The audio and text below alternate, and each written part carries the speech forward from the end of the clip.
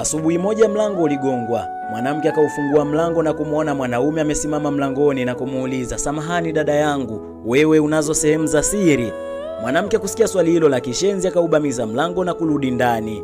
"Usisahau jina langu naitwa Makaveli." Basi siku hiyo ikapita. Siku ya pili tena mlango ukagongwa. Yule bwana amesimama mlangoni na kumuuliza, "Samahani dada yangu, wewe unazo sehemu za siri?" Mwanamke akaubamiza tena mlango na kurudi ndani. Usiku akamhadithia mumewe kile kilichotokea, ya kwamba kuna mtu anakuja kumsumbua kila siku.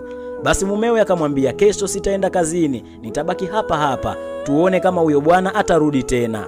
Basi asubuhi mlango tena ukagongwa. Mume wake akamwambia yule mwanamke, "Nenda kaufungue mlango, mimi nitakaa nyuma ya mlango, kisha akikuuliza swali hilo hilo mjibu ndio ninazo, tuone atakufanyaje." Basi mwanamke akausogelea mlango kuufungua. "Msisahau jina langu naitwa Makaveli." Basi akamuona mwanaume yule na mwanaume akauliza swali lile lile, "Samahani dada yangu, wewe unazo sehemu za siri?" Mwanamke akamjibu, "Ndio ninazo." Basi mwanaume akamwambia, "Nilitaka kujua tu ili umwambie mumeo awe anazitumia za kwako na asije kuzitumia za mke wangu. Kwa heri, mimi ninakwenda."